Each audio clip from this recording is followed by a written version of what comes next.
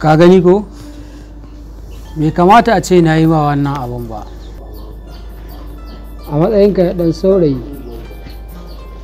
kamata ya a ce ka je ka samu ya indomi ɗinka ka saya ka je ɗaki ka cinye abinka sannan ka fito ka tai wajen ko kallon ƙwallo ko ka fita ka tafi taɗi wajen 'yan budurwarka, amma sai gashi ka shigo gonar sele. Ka sani ba zan taɓa daina son ummi ba. Son ummi a cikin zuciyata yake, a cikin jini na yake. Kai ba namiji ba ne, kai baka ka cika jarumi ba a bangaren soyayya, tunda har da duka za ka anshi soyayyarka. Wallahi tallahi sai dai in mutu akan soyayyar ummi. Na rantse da Allah har yanzu ban ji ko gezau ba, ba gudu ba ja da baya. Ina nan akan bakana, ina son ummi, ina kaunanta. Yanzu ba zan kashe ka ba, zan baka dama ta ƙarshe. Ka tafi ka bar garin nan, kakka sake mu ƙara ido hudu da kai, in kuma ba haka ba. Ka ga yadda na zauna ɗin nan sama da ram, da in gudu da in tafi in bar ummi, na gwammace in mutu tare da ummi. Ba zan taɓa tafiya in barta ba. Ka sani ummi ita ce rayuwata, ita ce jin daɗin rayuwata. Santa tare yake da jini na da numfashi na. Ba zan iya tafiya in barta ba. Kawai ka kashe ni a gabanta. Amma na baka amanan ummi, ka kula da ita kamar yadda ka saba kula da ita. Kada ka bari wani abu ya taɓa ta. Azzalimi, macuci, a haka kake ƙirƙira da wani kai ka so na, ba ka san farin ciki na, bai son ka na tsane ka. Shi nake so, na fi son mutu tare wallahi da in zuka. Kai, kuma mazge man shi.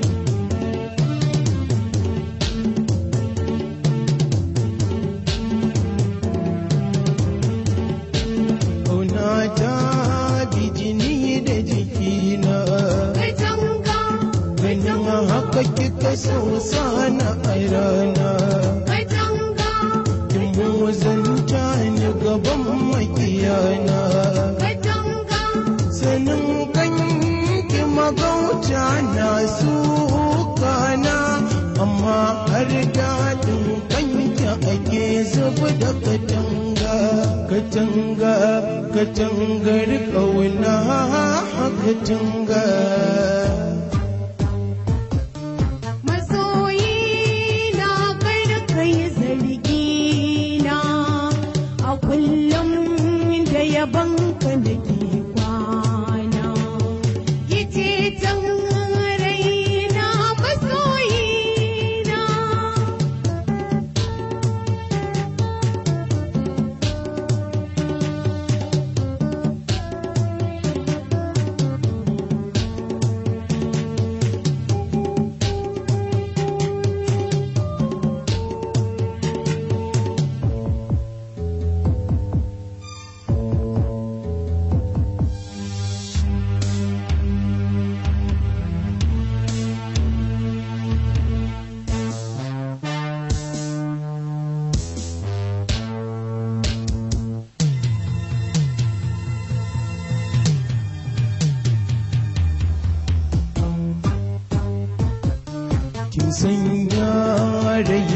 nawa yana ƙona, domin kin haɗa kai da magauta na, in na biyo hanya a yi zumɗina.